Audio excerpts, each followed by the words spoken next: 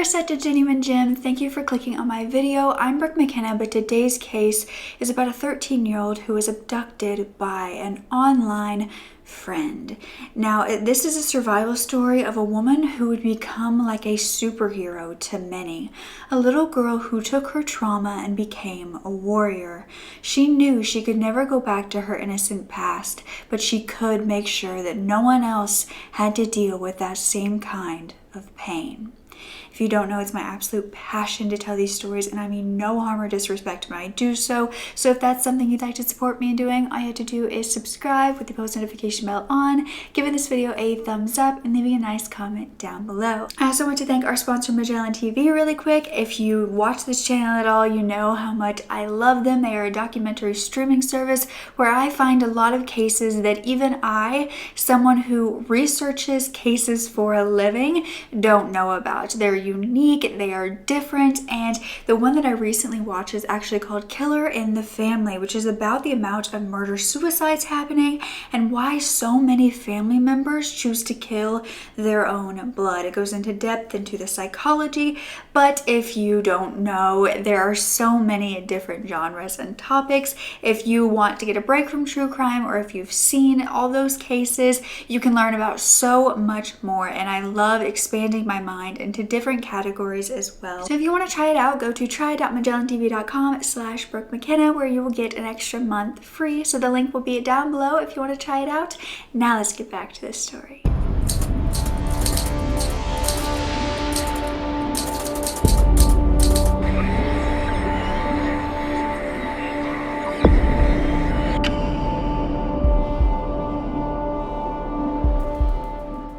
So it was 2002 in Pennsylvania, and Elisa Kosakevich lived in Pittsburgh. She was born on March 23rd, 1988, and she was now a 13-year-old girl who loved her family and was known to be a really happy, innocent kid who was still scared of the dark. Now, she had a mother named Mary who stayed home with her, and a father named Charles who provided for the family, went out to work, but still made time for the family to hang out with them. And Alicia also had a 22-year-old brother who I don't believe lived with them at the time, but even as a younger child, Alicia was completely and utterly innocent, and she believed that the people who sang in Disney movies were how people in real life acted. She would sing to the trees, the shoes, and the rocks because she believed that that is how happy people express themselves. As she grew older, she realized that life wasn't really like that, and it wasn't like a musical, and it saddened her to accept that, but she did start to, and so she,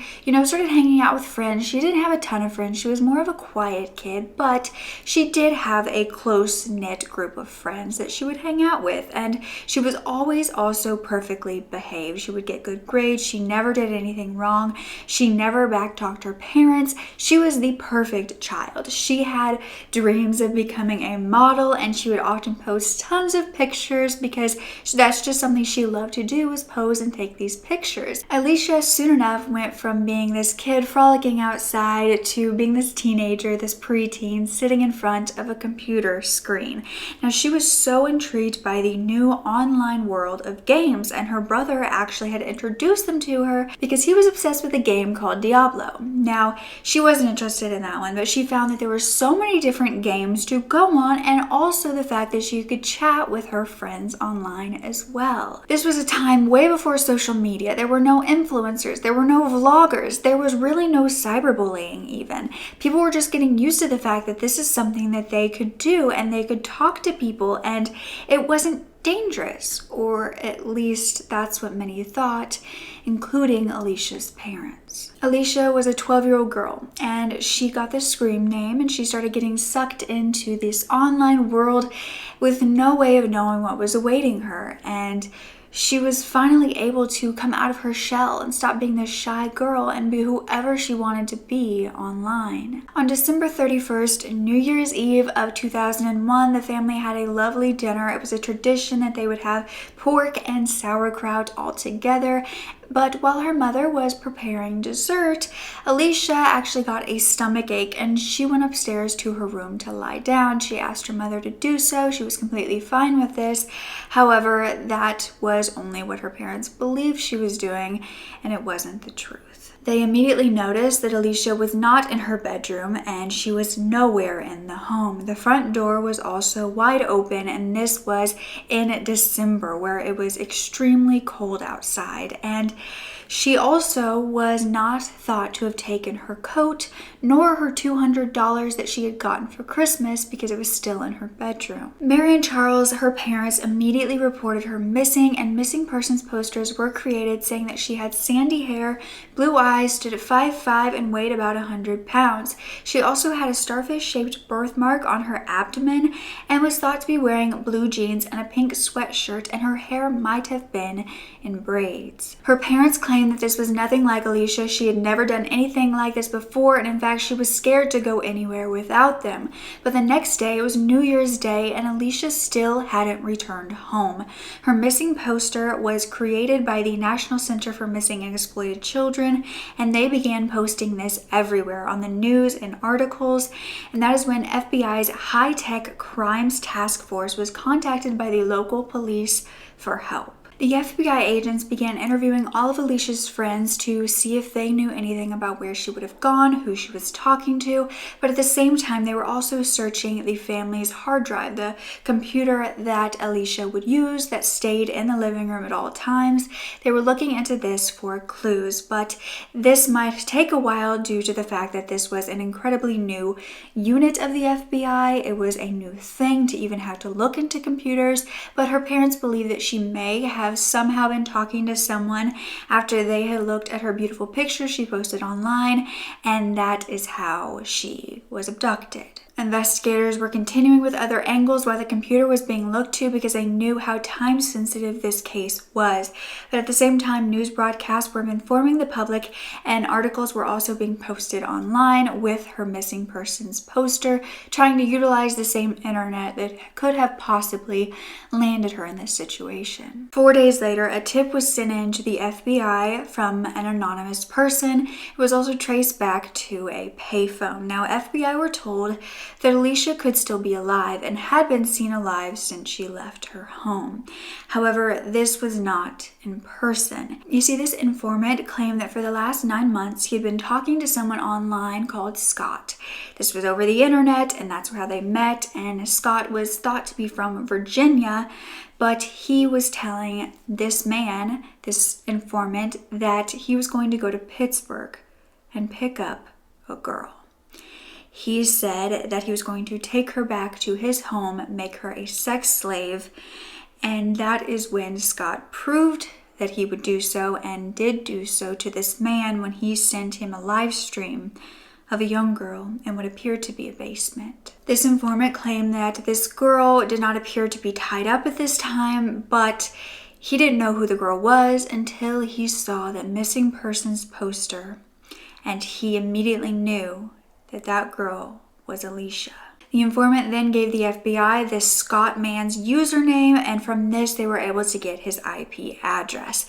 The same technology that was thought to endanger this little girl may have just been the way to save her. Now, Special Agent John Molier was going to go to the Winter Olympics during this time to be a hazmat technician because 9/11 had just happened. Everything was very sensitive, and so they were just making sure that everyone was safe. However, when they were getting ready to go, they were informed about this very case and this tip that had come in, and that's when 4 agents were actually reassigned to this case to find Alicia. This tip had led them to the IP address that led them to a townhouse in Herndon, Virginia, nearly 4 hours from Alicia's home. S.A. Molier knew this area well and actually went to watch the house that was 700 Hemlock Court only 30 minutes later. It was January 4th, that same exact day that they started surveillance, that they knocked on the door and got no response.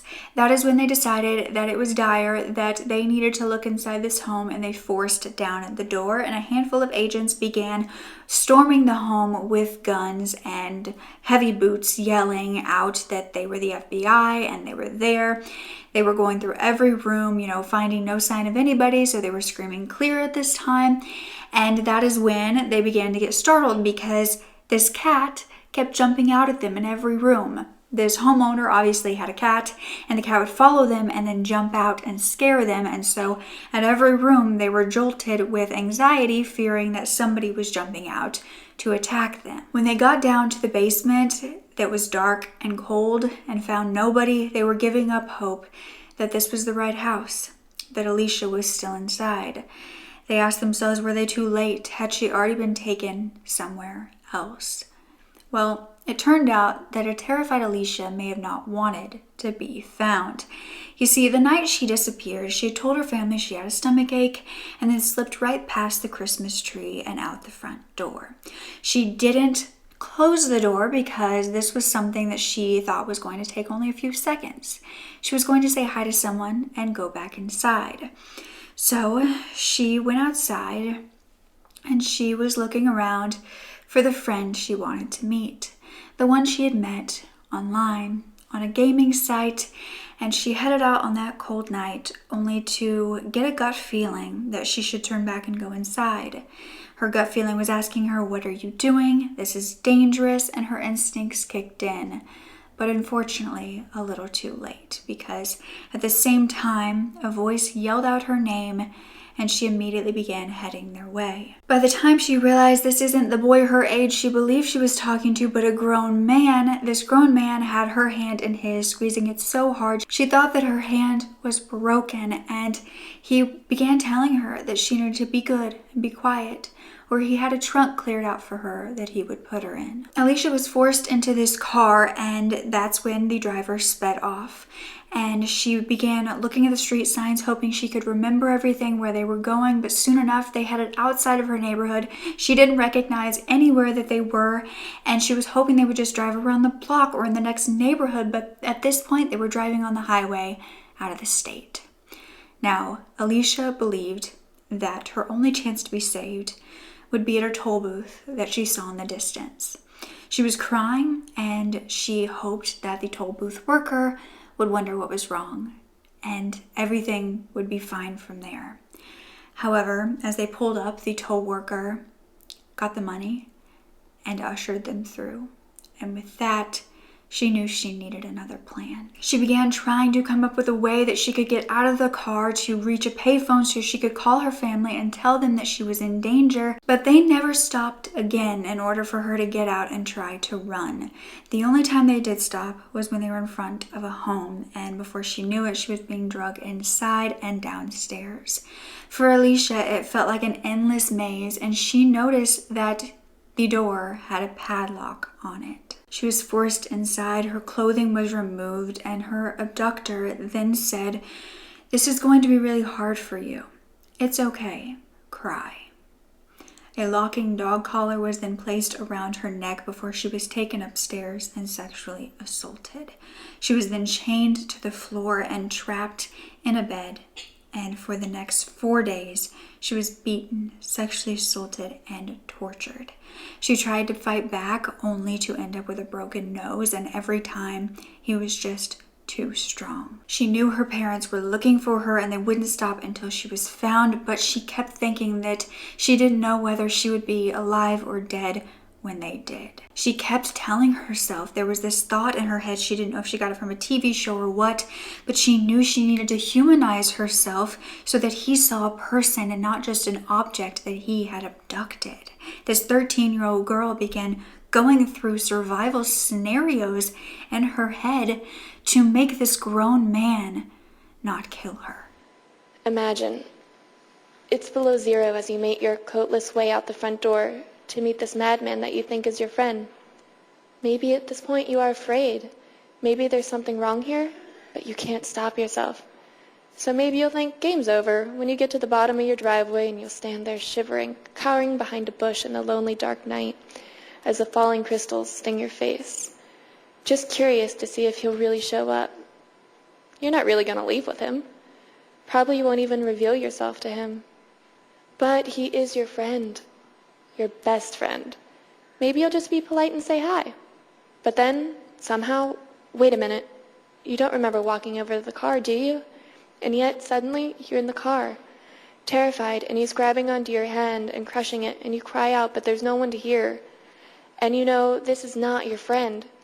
It's some crazy fat pervert who threatens to put you in the trunk if you make another noise. Give him any trouble. So you stay quiet, real quiet. And somehow you survive the long, terrifying ride into the unknown, each moment taking you further away from your home, from everyone who loves you, who might have saved you. You realize that you're about to die horribly. And you know on some level that there's only you now. You are totally alone, and you know that if you want to live, he has to believe that you'll do anything for him. And you decide that you will, that you're going to survive this, no matter what it takes. So you try to memorize road signs, but nothing registers. You can't concentrate past the blinding fear. The signs zip by, unread. No hope there. Where am I? You cry silently to yourself. And then, hours later, eternities later, you arrive. He opens the door, warning you yet again. But somehow the words don't seem to make sense. They float into the air, disappearing one by one, and his fat, sweaty hand holds tightly, squeezing your arm as you stumble through his door. Through the house and down into his basement, his disgusting dungeon. Cold, dark walls filled with nasty sex toys, and a cage. Over the next days, he will use many of them on you. In between the beatings and the raping, he will hang you by your arms while beating you, and he will share his prized pictures with his friends over the internet. He will attach clamps to your body, and he will use them to send bolts of electricity through your body. He will beat and overpower you and crush you as he violates every inch of your 90-pound body. When he is finished with his fun, he will place a collar around your neck and attach a huge, heavy chain to prevent your escape. And you know he will kill you if he even thinks you want to leave. So you wait, and you pray. And in your fevered dreams, you begin to see that cold, shallow grave waiting for your little lifeless body. And you cry silently, "Mommy, Daddy, I'm here. Please find me." But on the fourth day, everything changed. Alicia knew she was going to be killed. Her abductor came down to tell her, "I'm beginning to like you too much. Tonight we are going for a drive." She was then given food for the first time in those 4 days, and then the abductor left. He said he was going to work. But even after he was said to leave, Alicia didn't scream for help because she didn't know if this was another one of his mind games and that he was still home and was going to kill her for yelling. So she stayed quiet and she prayed instead. She knew he was going to be back at 4:30 p.m. anyway, and she began crying and praying and wondering what she could do if she was stronger, like a superhero in a movie. Then Alicia became determined that she was going to fight. She was not going down without this fight, yet she knew she had already lost him so many times, and so she was slowly accepting her own death, even though that wasn't something she ever should have had to do. But this was the same day that she had no idea how close FBI were to saving her. In fact, when she heard the door being kicked down and footsteps from heavy feet, she believed she was going to be killed. She believed her abductor had sent someone to take her out so he didn't have to deal with it. She kept hearing them yell "clear," but she had no idea what that meant. And then she tried to keep quiet. She rolled underneath the bed, still chained up, but hiding herself so that they couldn't find her. She suddenly heard a man yelling, "Movement over here," as he neared the side of the bed she was under, and she thought that was it. She was going to die. She had no idea this was S.A. Moeller, who had gone down to the basement, found nothing, and decided to go ahead and check all of the floors again, hoping they could still find something. And that is when he saw what he believed to be that cat that continued to follow them around. He saw some hair, some fur underneath the bed and thought it was the cat. But then, as he neared, he realized it was a little girl's head. They ordered the person under the bed to come out with their hands up. Nobody knew who it was or if they were a danger to the officers, but that is when Alicia was scared to death, but she decided to come out, dragging that heavy chain behind her, trying to cover up her naked body because she still had no clothes on. And at this point, she looked up and saw that a gun was pointed at her head. So while the agents were seeing that this was the little girl that they were looking for, she was saying goodbye to her life. But as the man in front of her turned around, she noticed on the back of his jacket, it had the best 3 letters in the alphabet, FBI.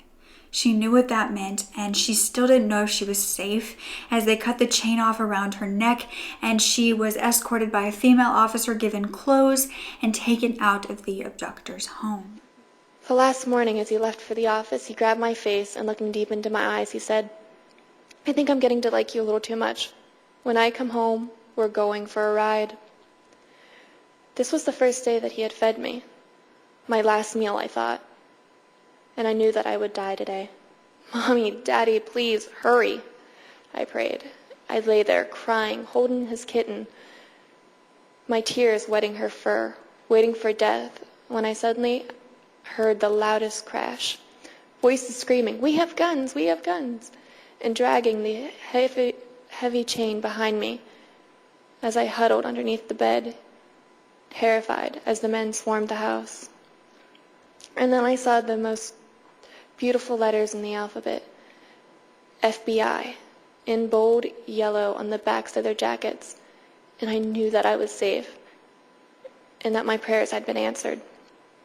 An agent covered my nakedness with a coat and then cut the collar from my neck and took me from that evil house. These special agents then saw that on the basement wall there were different whips, chains, and other bondage equipment, as well as a small cage, and there were also pet bowls that she had been drinking and eating out of. Even the agents claimed that it was like an out-of-body experience finding her. This all occurred at 4:10 p.m., just 20 minutes before the abductor was going to come home and take her to be killed.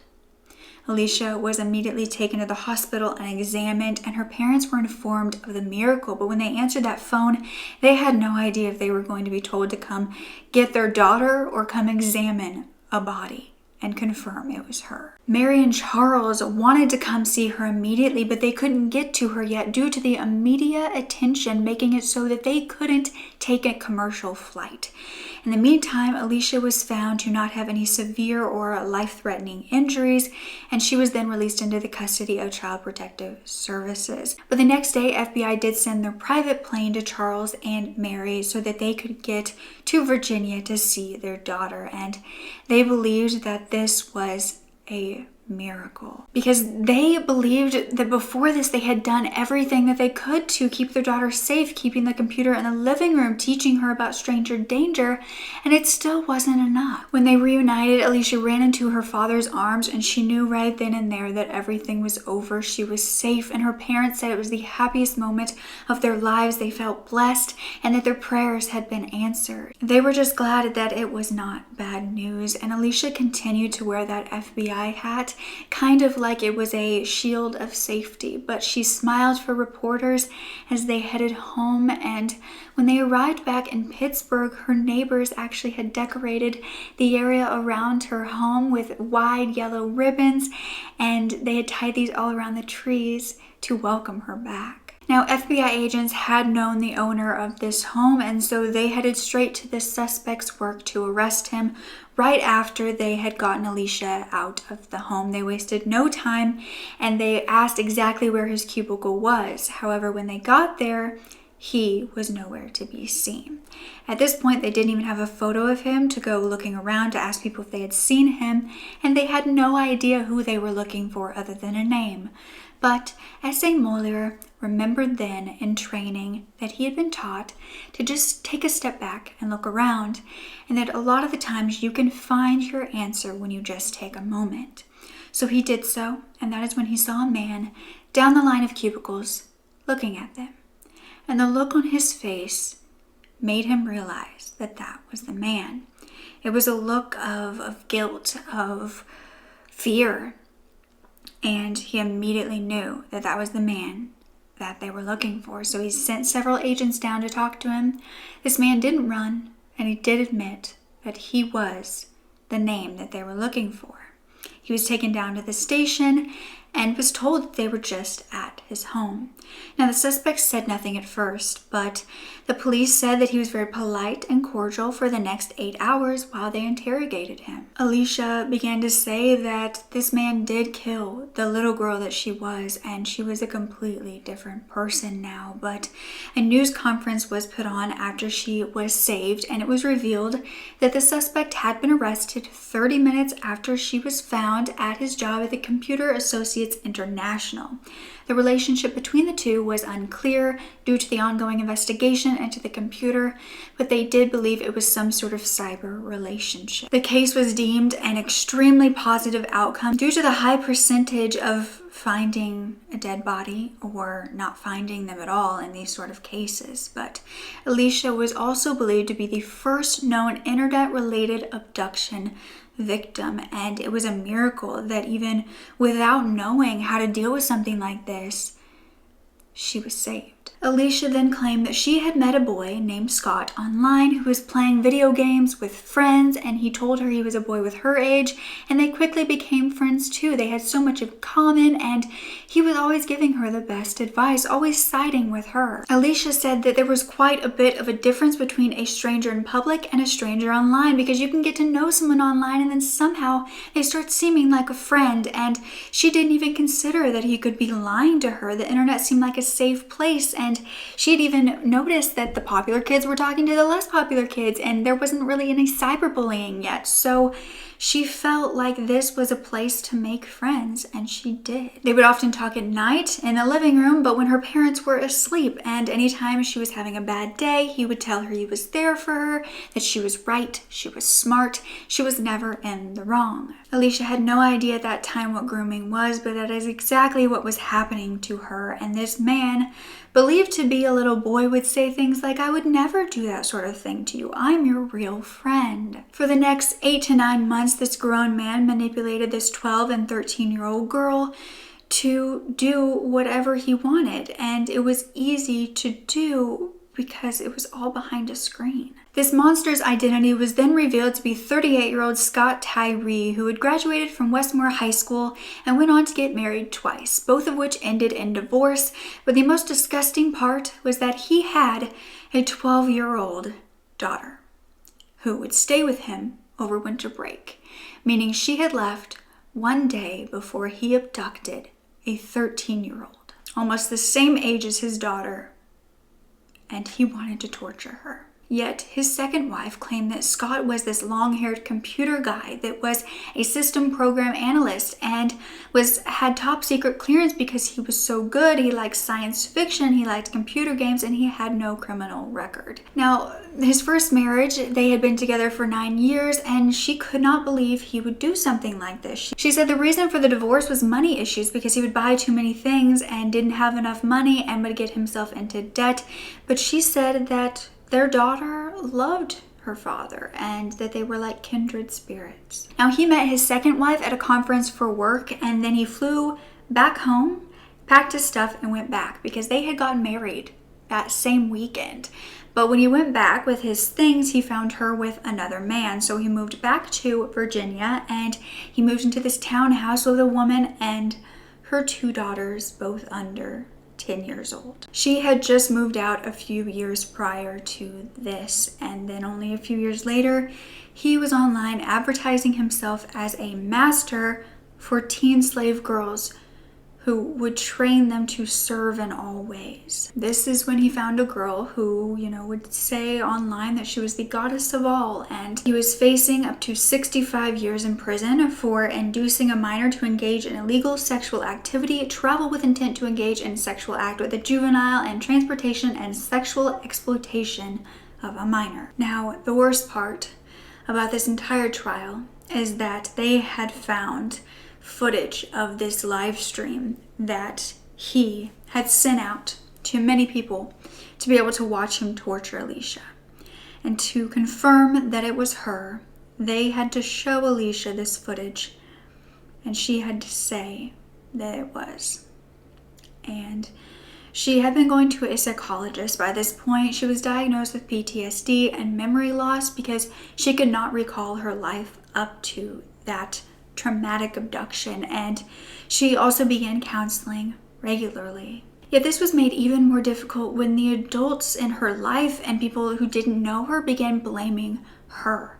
They began to say that they didn't understand how she could have been groomed, and this was all her fault for going with this man. People would also say it was only 4 days. Many people have been abducted for longer, and Alicia would tell them that it's not the amount of time or pain that matters. Trauma is still trauma. Now, her parents separated not long after due to their own trauma of having an abducted daughter. But during this time, the case against Scott was also sealed due to Alicia still being a minor. At first, Scott pled not guilty. But then on March 24th of 2003, he did plead guilty, and he was sentenced to 235 months or 19 years and 7 months with 3 years supervised release after that.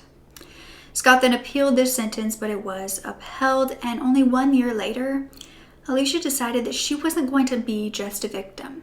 She was a survivor, and she wanted to help other children so that they could never be in this situation. At only 14 years old, this little girl founded the Alicia Project to raise awareness about internet safety for children. She began going into schools and educating people, fighting through her own fears of talking about this and reliving this to tell them what had occurred to her. Every audience she would talk to had tailored presentations, so they were of course appropriate for their age, but she never sugarcoated her trauma, and she said that she was still such a shy child at this time, but she knew that this needed to be done. And so she went in and she bared her soul. She was honest, and she could tell that even though she wasn't the best speaker at that time, everybody could feel her pain and they listened to her. Just 5 years after her abduction, Alicia then testified before the House Judiciary Committee to raise awareness for internet laws in order to protect children. Now, she fought for the Protect Our Children Act, which passed the next year. Alicia then began working on Alicia's law to provide funding for the Internet Crimes Against Children Task Force in all 50 states. So far it's been passed in 11, but they are working so hard to make that all 50. Now, this is due to the fact that less than 2% of child exploitation cases are investigated due to lack of resources and funding. So Alicia hopes to change that with her funding in Alicia's law. But in 2018, Alicia's law had helped to arrest 1,000 online predators in Wisconsin alone. They were also able to raise and train a canine for their team, who they named after Alicia, naming it Kozak. She made it her mission from then on out that it was her purpose to fight these internet predators and save children, and she went on to study forensic psychology for her master's degree. Yet she still makes time for her passion of acting, and she trained at the Acting Studio Chicago. She has also created a documentary called Alicia's Message, I'm Here to Save Your Life, because she starts every presentation with, "Hi, I'm Alicia, and I'm here to save your life." She also came out with a book called You're Not Alone, The Journey from Abduction to Empowerment, because she wants her story to also be motivational, not just scary, but to know you can survive these things, you can survive your trauma, and you can be powerful within that. Years later, Alicia finally met S.A. Moeller, who had saved her that day. You know, after he had gotten her out of the house, she was given to a female FBI agent, and so they kind of went their separate ways because he had gone to arrest her abductor. And so they really hadn't gotten to speak before, but it was said to be a very emotional reunion for both of them years later. But then by February 2019, Scott was then released from prison after 17 years. He still had his 3-year supervised release to go on, and they had the following conditions. 1, Scott was not allowed to use computers, screen names, passwords, email accounts, or internet service providers not approved by his probation officer, and he also was not allowed to possess any materials depicting or describing sexually explicit content. Scott tried to claim that these conditions violated the First Amendment due to it not being necessary to deter future criminal conduct or protect the public. Now, this didn't change his conditions, and he still had to abide by these, and then he was released in Pittsburgh. This was only a few miles from where Alicia was abducted, and her family still lived. Many people protested this, including Alicia and her family, and they got U.S. senators to write letters to prison officials to transfer him to a different location, but this did not happen. Alicia then came forward to say she was not informed of Scott's early release or his move nearby, and when she first heard about it, she felt like this terrified little girl who was powerless again. She now lives in New York City, but that didn't matter. She can't go home to see her family. She feels like this is just not right for him to be in that same place where he did horrible things when he never lived there to begin with. But she decided to fight this, and she asked a judge to keep Scott away from her family as she cried in that courtroom. She ended up getting the attorney's office to agree to release him in Harrisburg instead, and this would be at a halfway house to evaluate him further. And he would also have to wear a GPS and was not allowed to go anywhere near their family. It was only around 2 months later when Scott Tyree was sent back to prison because he had violated his probation. Scott tried to visit a website that allowed him to see sexually explicit videos on his computer in the halfway house, and then the security blocked him there, so then he went to the school he was going to and he tried there at a computer there. He did admit this to his probation officer and was then given a polygraph test to confirm if he was violating probation. 2 tests found that he was using countermeasures to defeat the test and lie. He was then sent back to federal prison for the next 2 years. At that point, Alicia said that she felt vindicated because she knew Scott wasn't reformed and remains a dangerous person, but at the same time, she's scared that he will eventually be out with no monitoring. In May of 2020, Scott actually filed a lawsuit against police officers saying that they did not come to his rescue when he was being beat by another inmate and that this led to him having severe injuries. Scott claimed that on July 19th of 2012, he had a cellmate named Glenn Nickerson who basically went up to him, turned off his airway pressure medical device, and then began assaulting him. Scott tried to yell out for help. Nobody came. He couldn't reach the duress button.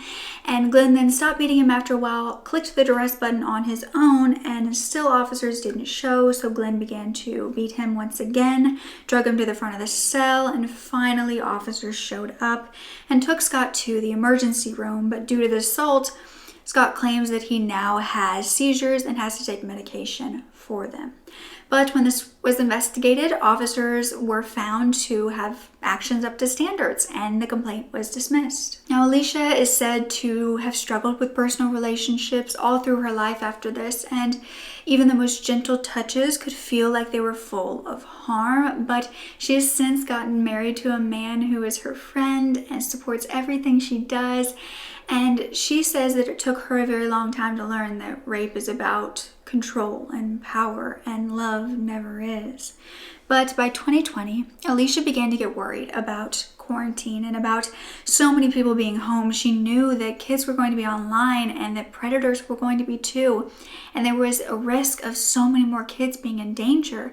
So she began speaking out to warn parents that they know exactly how to find your children. So your children need to be prepared. And so on her website, which I will have linked down below, she actually lists a whole bunch of ways that parents can protect their children. These are things like teaching your children never to give away locations or personal information, or never sharing the exact location while you're there. If you're at a place and you want to post about it, always post about it after you have left. And no matter how much of a friend these people are, you don't know them, you don't know their motives. Even if you FaceTime them, even though they seem so amazing, you do not know, and children need to know about that facade. She said on the parents' end, they need to be very specific about the settings that they allow on their children's tablets and devices. Make sure everything is private, shut off the geotags and settings because that can pinpoint locations. And also make sure that when the phone or whatever is updating, it's not changing these. As a parent, you should also know every single password for every site. You need to know how to work every site. If it's something that goes away after a little bit, that's probably a no-go for a child because you cannot monitor that. And There are also parental monitoring systems that you can buy and put in place to make this easier to check. And Alicia reminds parents that this is not spying on your child. This is not being a bad parent. This is your responsibility to keep them safe. And even if they can't see that now, they will be thankful for it later. There also needs to be boundaries and a level of openness between the parent and the child where they can come to the parents for anything, even if it's uncomfortable or they feel like they're going to get in trouble. They need to know that you are a safe place so they don't look for a safe place in somebody else. Along with that, intuition is a huge thing that needs to be taught to kids from a very young age, because as they grow older, that voice will strengthen and it will become clear to them when something is wrong. But Alicia has been working her entire life to save other people, and now she is said to be doing incredibly well. She is so happy. She's at peace with what happened to her, and she deserves so much love and recognition because she is this badass, incredible woman that everyone should look up to. She's a survivor, but she's more than that. She is a hero to many, and she has saved so many lives around the world. And I hope that I can share her story and her message even further with this video. So I'm so happy to have been able to bring you this story. Please leave so much love and support for Alicia down below.